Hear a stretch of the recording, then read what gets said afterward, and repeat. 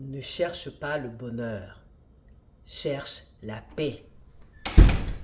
Le mois dernier, j'ai eu 40 ans et il y a 7 vérités, 7 choses que j'ai apprises, que j'aurais aimé comprendre avant mes 40 ans. Quand on grandit, 10, 15, 20, 30 ans, même plus, on a l'impression qu'il y a des choses qu'on a réalisées et qu'on a compris. Et finalement, force est de constater, on était dans le faux. Que tu aies 20 ans, 30 ans, 40 ans et plus, tu vas sûrement te reconnaître et il y a sûrement des choses que tu réaliseras plus tard. Donc écoute bien cette vidéo car chaque point est important. Point numéro 1. Ne cherche pas le bonheur, cherche la paix. Et quand on est jeune, on cherche le bonheur d'une manière intensive. Alors on cherche le meilleur boulot, on cherche la meilleure des situations, on cherche la meilleure petite copine, le meilleur petit copain, avec telle qualité, avec tel physique, avec telle caractéristique, tel critère. Mais qu'est-ce qu'on se rend compte par la suite? Que ce n'est jamais assez. Est-ce que ça vous est pas déjà arrivé? Moi-même quand j'étais jeune, ouah, si j'ai le BTS, le brevet technicien supérieur, là c'est bon, si j'ai ça, je ne demande plus rien, c'est bon. Le BTS arrive. Ah non, finalement il faut une licence.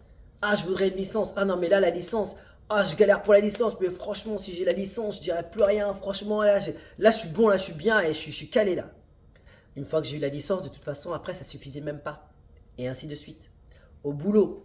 Oh, si je rentre dans telle entreprise, moi franchement c'est fini. Ma vie elle est tracée, c'est bon, je demande plus rien. Là, je suis vraiment bien, je serais vraiment heureux, je serais comblé. Ah, ce serait très le bonheur. Tu rentres dans telle entreprise, ce n'est pas ce que tu pensais. Et ils t'en font plus. Ah là, si je fais tel salaire, wow, mais ça réglerait tous mes soucis, tous mes problèmes. Si j'arrive à faire tel salaire, non mais ça franchement, ouais, ma vie elle est tracée, c'est bon là, je suis parfait. Eh, je ne demanderai plus rien, je bouge plus, tout est bon. Maintenant, quand tu regardes le salaire que tu faisais, ou quand tu regardes certains éléments, tu te rends compte que c'était pas assez. Ce n'est jamais assez. Waouh, hé, telle fille là, ou tel mec, waouh, je la vois là, waouh, c'est trop la fille de mes rêves. Eh, si je sors avec elle, waouh, vas-y, je bouge plus, c'est bon, eh, je suis casé, je maille, je fais des enfants, waouh, vas-y, c'est terminé. Et elle là, elle me dit oui, mais toi, mais un truc de fou. Elle te dit oui, après tu la négliges. Comme si tu n'avais même pas galéré. Homme comme femme, tu veux des choses. Et une fois que tu les as, tu te rends compte que c'est pas assez. Mon père m'avait dit un truc qui était très vrai. Il m'avait dit, Julio, tu sais que là, tu as beaucoup d'amis, tu as beaucoup de connaissances et il y a beaucoup de potes que tu considères comme des amis, qui ne sont pas vraiment des amis. Je t'expliquerai plus tard quand tu grandiras. Mais tu réaliseras une chose. Quand tu grandis, quand tu as un certain âge, tu vas savoir que finalement, ce qu'il y a de plus cher, ce que tu veux, c'est la paix. Et bientôt, ça sera juste toi, ta femme et les enfants. Et c'est pareil pour vous. Ça sera bientôt toi, ta femme, tes enfants. Ou toi, ton homme, tes enfants. Terminé. Moi, comme il disait ça à l'époque, je me disais, mais non, mais il dit ça, c'est pas qu'il a pas d'amis, lui. Et moi, je pensais que mon père n'avait pas de potes. C'était vrai à l'époque. Mais non, c'est juste qu'il avait passé 40 ans. Parce que quand je grandis maintenant, que je regarde bien, quand j'ai. Bah non, parce que là, j'habite au Canada. Mais quand je repars en France, je vois mes amis, ou je vois les camarades, certaines connaissances, ils traînent plus comme avant. Quand tu regardes maintenant dans les quartiers, les rues ou quoi que ce soit, c'est maintenant les jeunes qui ont remplacé. Les gens qui ont 40 ans et plus, ça traîne plus autant. Oui, on essaie de se retrouver entre nous, rigoler un petit peu, etc., faire des repas. Mais c'est pas comme avant. Tu ne traînes pas comme avant. C'est pour ça que même quand on est jeune et qu'on dit ah mais lui depuis qu'il est casé, depuis qu'il a trouvé son homme, on le voit plus, etc. En fait, en gros, c'est normal. Est-ce que tu as déjà dit ça à ta tante ou tu as déjà dit ça à ton oncle ou à tes parents? Ouais, mais toi, depuis que tu es avec maman, j'ai l'impression que tu sors plus trop. 40 ans, 50 ans, maintenant c'est programme, t'es là à la maison, tranquille. T'as fait des courses, t'es content même de certains articles que t'as eu en réduction, tu mets tes enfants à l'école ou t'es là en vacances, terminé. Là, c'est la paix que tu cherches, pas le bonheur. Moi, j'étais fatigué de chercher le truc ultime, le truc qui va me transcender au septième ciel. Non, il n'y a pas de truc comme ça. Parce que tu t'y habitues. Et la paix, c'est se dire quoi? Personne ne vient m'embêter chez moi, je ne vais embêter personne, je ne dois rien à personne. Je suis en train de manger mon petit truc, je dors tranquille, je me lève tranquille. C'est mon homme, mes enfants. Ou c'est ma femme, des enfants. Voici ce que j'ai réalisé. Et ça n'a pas de prix. Deuxième point, c'est que la famille et les amis, c'est surcoté. Je répète, la famille et les amis, c'est surcoté. Et c'est pas mauvais ce que je dis. Parce qu'en réalité, la famille, tu ne les choisis pas. Et vu que tu ne les choisis pas, il peut y avoir plusieurs types de profils différents. Dans le sens où, c'est pas parce qu'ils ont traditionnellement fait certaines choses d'une certaine manière que tu es obligé de le faire exactement pareil. Ou qu'on t'oblige à penser pareil. Et tu vas te rendre compte que tu es différent de ta famille. Mais l'idée que tu te fais de ce clan est surcotée. T'as jamais eu cet ami, ce camarade, cette connaissance avec qui tu as plus de connexion, plus que les membres de ta famille, ou qui a fait des choses pour toi que même un membre de ta famille ne t'a jamais fait. Voici ce qu'on fait traditionnellement. Voici ce qu'on a appris à faire. Voici comment on jouait à l'époque. Voici les trucs qu'on nous a appris. Aujourd'hui, j'ai évolué dans une méthode, dans un système qui met en contradiction ce genre de choses-là. Est-ce que tu m'accompagnes aujourd'hui? Est-ce que tu sers aussi mes intérêts? Sans pour autant que je bafoue les tiens, sans pour autant que je renie les tiens. Si ce n'est pas le cas, je dois apprendre à avancer seul. Maintenant, tout ce qui est amis ou très forte connaissance, pourquoi c'est surcoté? Parce que la plupart d'entre eux que tu as, tu te rends compte que tu les as choisis dans des mauvais critères qui dataient d'il y a longtemps et sur un contexte qui ne te correspond plus aujourd'hui. Et ce n'est pas une question que tu n'es pas reconnaissant ou tu es quelqu'un qui retourne sa veste. C'est juste que, à l'époque, quand on s'était vu, on était au collège ou on était au lycée, où on avait des critères de musique, où on avait des critères de basket, etc. Aujourd'hui, ma vie, elle n'est plus là-dedans. Quand on change, ou quand il y a quelque chose qui se passe, on dit ouais, mais les amis, ils ne m'accompagnent plus, ils sont pas là, ils me supportent, etc. C'est normal. J'ai évolué. Les choses qui étaient bonnes pour moi à l'époque ne sont pas bonnes pour moi aujourd'hui. Est-ce que tu m'acceptes dans mon évolution? Est-ce que tu veux m'accompagner? Si tu ne peux pas m'accompagner, malheureusement, je dois te laisser derrière. La troisième chose que j'ai compris, c'est quelque chose que j'ai mis du temps à réaliser parce que ça demande de faire de l'introspection, ça demande de se remettre en question. Et ce que je me suis aperçu en troisième lieu, c'est que le plus grand ennemi que tu as, c'est toi.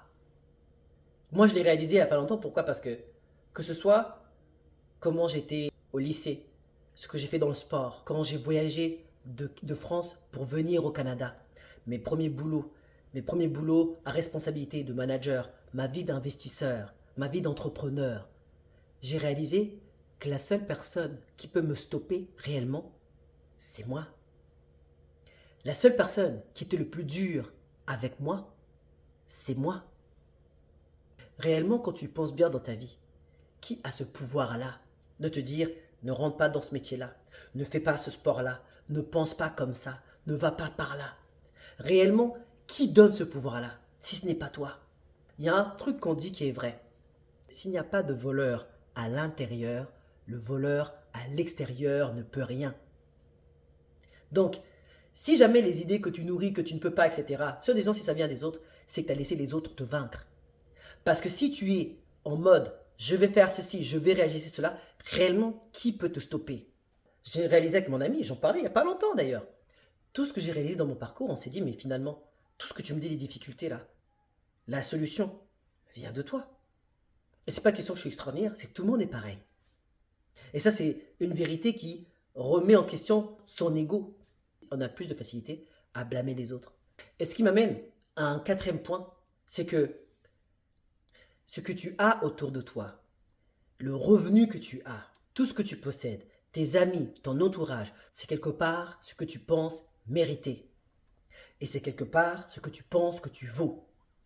Si quelqu'un dit, moi je vaux 10 000 $, je sais que si je travaille là, je sais que dans mon boulot ou je sais dans ce que je fais, c'est 10 000, je sais que je peux avoir 10 000 $. Cette personne-là va réussir à atteindre 10 000 $. Parce que dans son cerveau, tout va se débloquer, tout va se faire parce qu'il voit les opportunités et il veut approcher ça. Si quelqu'un dit, moi je sais que ce que je fais, ou avec mon diplôme ou avec mes ressources, c'est le SMIC que je vise, ou le minimum salaire, parce que c'est ce que je peux avoir. Ben croyez-moi, c'est ce que la personne va avoir. Les deux ont raison. Si la personne dit que je vise le minimum salaire ou le SMIC, comment va atterrir à 10 000 $ et plus? Et la personne qui vise 10 000, forcément, elle va atteindre ces paliers-là. Moi, je me vois dans une maison comme ça. Moi, je me vois dans un entourage comme ça. Forcément, ta façon de penser va se diriger par là. Réfléchis bien, ce que tu as autour de toi, ton revenu, ton salaire, ton entourage, tout ce que tu possèdes, c'est quelque part ce que tu penses mériter. Et c'est ce que tu penses que tu vaux. Ce qui m'emmène à mon prochain point, mon cinquième point. Tout le monde a raison. Et je t'explique pourquoi. Il y a un ami que je connais qui est très pessimiste. Ouais, le Canada, c'est pas bien. Ouais, le chômage. Ouais, c'est surcoté. Ouais, la santé, elle est pas bonne, etc. Et quand tu entends ce qu'il dit, tu peux réussir à mettre point par point et prouver pourquoi il a raison. Et c'est ce qu'il ressent et c'est comme ça qu'il le voit. Une autre personne va venir, va dire ouais, le Canada, c'est super, le Canada, franchement, il n'y a que du boulot, et il y a de l'opportunité d'investissement, en plus, il y a beaucoup de femmes que tu peux rencontrer, etc. Cette personne va te mettre par A plus B et va t'expliquer pourquoi, justement, c'est le cas. Et tu vas lui dire, tu vas voir que tu as raison. Donc, quand tu arrives et que tu es heureux, et que tu montres que tu es heureux, et que tu veux faire les choses bien, et pourquoi par A plus B tu fais les choses bien, tu as raison. Si à l'inverse tu viens et tu veux montrer comment tu es malheureux, pourquoi tu n'es pas bien, etc., tu as aussi raison. L'important c'est qu'est-ce que tu te mets comme film, qu'est-ce que tu projettes comme film dans ta tête. Donc l'important c'est ce que tu te dis. C'est un truc qui est bête. Des fois moi je vais perdre du temps à argumenter avec les gens. Tu ne peux pas argumenter avec les gens. Ils ont construit leur réalité. Même pour toi, ils sont dans le faux.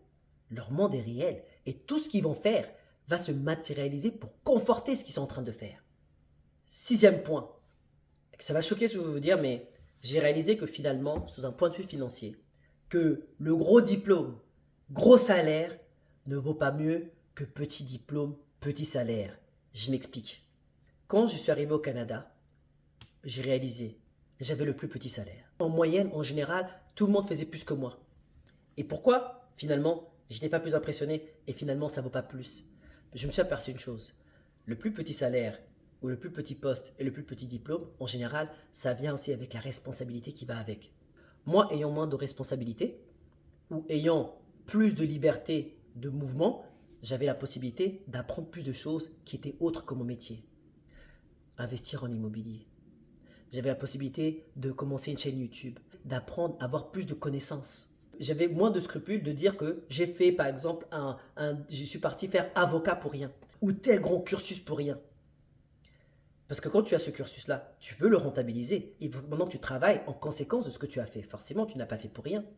Mais maintenant, admettons que si j'étais avocat ou si j'étais par exemple dans un gros corps de métier, le travail que je ferais prendrait peut-être tout mon temps. Mais le fait d'avoir eu des boulots où j'ai la possibilité d'apprendre une nouvelle compétence, d'investir en moi, d'avoir une pensée critique, de penser à autre chose, ça m'a permis de faire en sorte de faire de l'investissement, de me diversifier, de faire YouTube et de faire pas mal de choses qui m'ont rendu un peu plus riche sur le plan expérience humaine. Et le résultat aujourd'hui, qu'est-ce que je vois? C'est que même si j'avais le plus petit salaire à chaque fois, j'ai réussi à prendre ma liberté financière à l'âge de 37 ans. Parce que j'ai réussi à avoir des sources de revenus à côté qui n'étaient pas négligeables et qui ont fait en sorte que finalement, ça ne valait rien dire. Ce n'était pas mon boulot et mon salaire qui me définissaient. Donc voici pourquoi je pense qu'avoir un grand salaire avec gros diplôme n'est pas forcément plus important qu'avoir un petit salaire, petit diplôme. Voici le septième point. C'est que tout est difficile. Il n'y a rien de facile. Malheureusement, sur les réseaux, on vous montre comment tel truc est facile. En 2-3 mouvements, voici ce que tu peux faire. Tout est difficile. Il n'y a même pas de chemin direct et facile. Il n'y en a pas. Et il y a quelque chose que les gens disent souvent, mais qui reste très vrai. Tu veux être mince, svelte. C'est difficile. Tu veux pas être mince, tu veux pas faire les efforts qui vont avec ou aller au sport. Tu finis corpulent. C'est difficile aussi de vivre dans ces conditions-là. Tu veux être riche. C'est très dur, c'est difficile. Mais finalement, être pauvre, c'est difficile aussi à la fin. Donc, à la fin, c'est juste choisir ta difficulté. Il y a ce livre qui s'appelle Atomic Habits, qui définit les bonnes et les mauvaises habitudes, qui te dit que tout est difficile. Mais comment reconnaître maintenant une bonne habitude ou une bonne chose? C'est simple. Les bonnes choses, les choses qui te font du bien ou qui sont bien sur le long terme, sont des choses sur le moment qui sont difficiles à faire ou difficiles à prendre comme habitude, mais qui te reviennent avec le temps. Comme manger santé, manger équilibré, manger bien. C'est pas forcément ce qu'il y a de plus goûteux, mais au long terme, c'est ce qui te fait du bien. Manger de la malbouffe, un gros burger, des chips, des trucs, des aliments que sucrés. C'est facile de le prendre maintenant et c'est même une gratification instantanée. c'est difficile avec le temps de vivre avec. Investir, c'est difficile de prendre la connaissance, d'investir et de se priver et de se sacrifier pour ensuite être bien. Mais c'est ce qui fait que avec le temps, tu vivras facilement. En revanche, dépenser sans compter, c'est très facile de se faire plaisir sur le moment, la gratification instantanée. Mais tu le payes avec le temps. Tout est difficile. Choisis juste ta difficulté. Maintenant, peut-être que mon expérience est différente de la tienne, mais ça ne veut pas dire qu'il y a des choses que je n'ai pas appris ou déjà appris trop tard. C'est qu'on a simplement des chemins de vie qui sont différents. Et toi, que tu aies 20 ans, 30 ans, 40 ans, 50 et plus, dis-moi qu'est-ce que tu as compris aujourd'hui que tu aurais aimé comprendre avant. Ou partage-moi cette expérience que tu connais aujourd'hui et qui n'a pas de prix. Je t'attends dans les commentaires. Si tu aimes ce genre de contenu, rends-toi un service. Like, abonne-toi, active la cloche de notification et partage tout autour de toi pour des personnes qui ont 40 ans ou qui ont atteint un certain âge et qui ont compris des choses qu'ils auraient aimé comprendre bien plus tôt. Moi, sur ce, je te laisse avec cette vidéo qui t'explique comment te valoriser fois 1000 et t'entourer des bonnes personnes, et cette vidéo qui t'explique comment je suis parti de chômeur en France à millionnaire au Canada. Vas-y, je t'attends de l'autre côté. À cœur vaillant, rien d'impossible. À très bientôt.